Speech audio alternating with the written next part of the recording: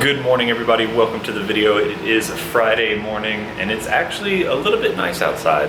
It was pouring down rain all day yesterday and I was afraid it was going to be doing that this morning, but it looks like the weather has changed and it looks like we should be alright to take the car down to the port today without having to deal with bad weather. If for some reason this is your first time tuning in, my R32 GTR has been here with me in Japan for about almost 3 years now, and it is time for us to get out of here. So we need to take this down to the port to have it shipped to the United States of America. Most of you guys out there that have probably imported your car private party through a third-party importer or something like that, and that's a perfectly normal way of doing it. But for us military people who are stationed in Japan, we have the option that if we don't have a vehicle in storage back in the States, that on the government's dime, they will ship one personal owned vehicle back to the States for us. Obviously it has to comply with all the laws and regulations and everything, so coming from Japan it has to be 25 years or older. Now, whenever I say the military is going to ship it, some of you might think of something similar to this video clip.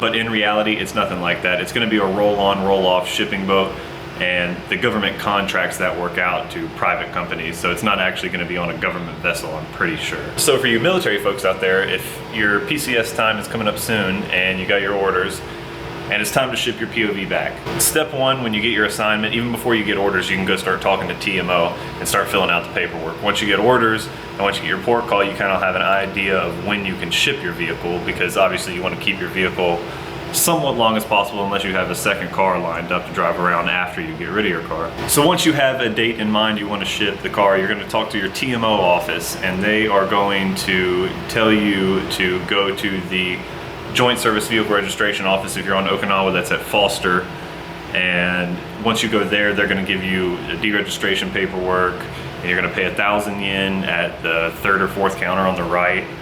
Real simple process, but if you do owe any kind of money on your car still, you're going to have to get a letter from your bank saying that you're allowed to ship the car while owing money on it. So before you go to JSVRO, if you owe money, make sure you stop by your bank and get that letter. Once you've done the JSVRO and you've paid that 1,000 yen, you are completely done until it is time to go to the port. So that is where we're going to pick up today's video.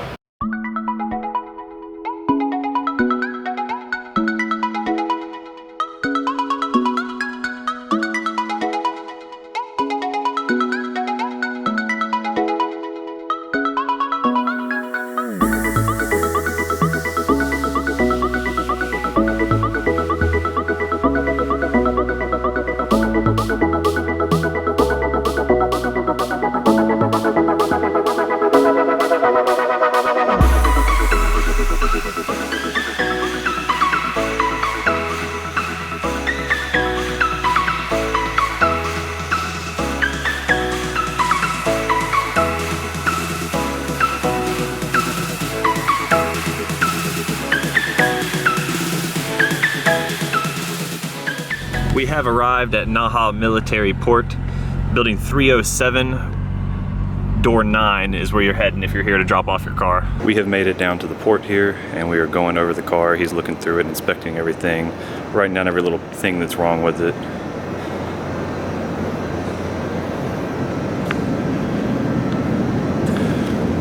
This is kind of also for purposes of if anything's messed up whenever we get stateside, this will be able to kind of document the condition it was in before we left. A couple marks on the back bumper here are the main things.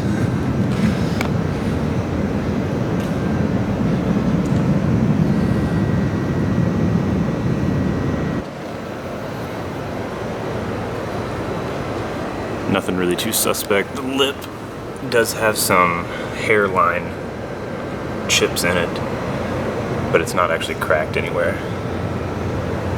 Some more of the hairline cracks.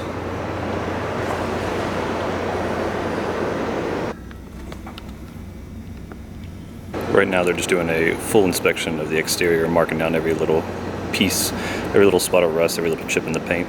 And just like that, we are finished here at the port. We have to go get the original deregistration certificate from the LTO office. I'll show you all guys where that is on a map and everything for you guys here in Okinawa. But that might be the last time we see it. I think we'll probably see it when we get back though, because all the other cars are over there. We'll check those out if we get a chance.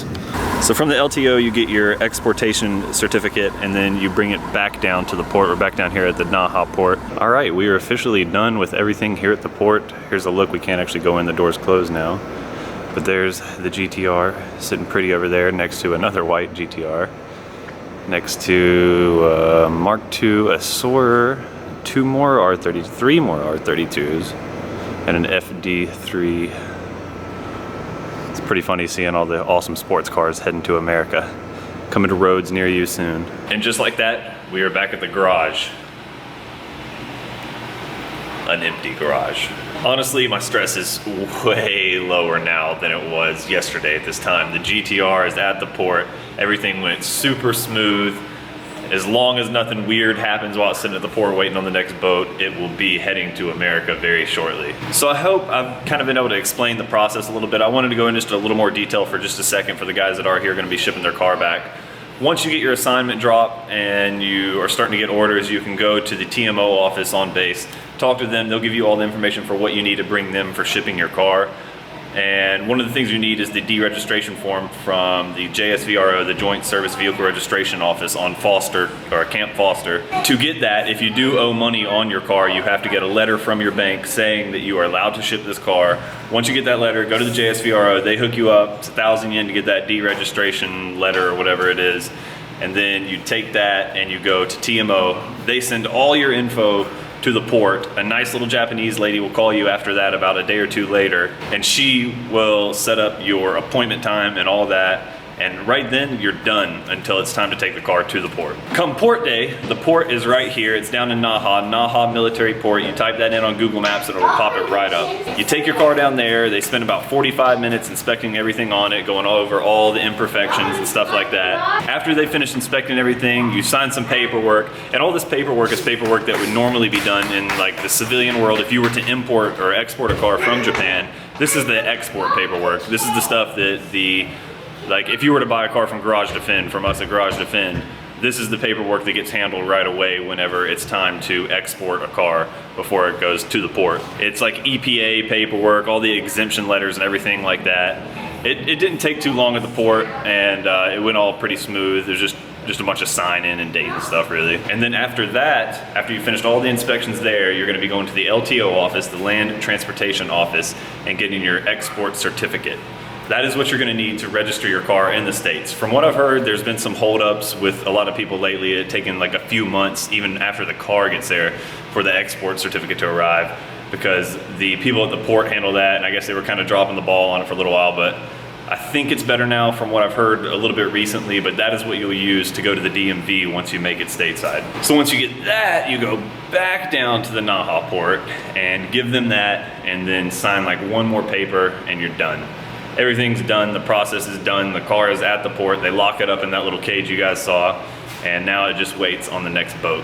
And now we just wait for about 3 weeks with no GTR in the garage. Megan's excited though, because now she gets to park the Evo in here, and I gotta clean up this garage because this thing is nasty back there.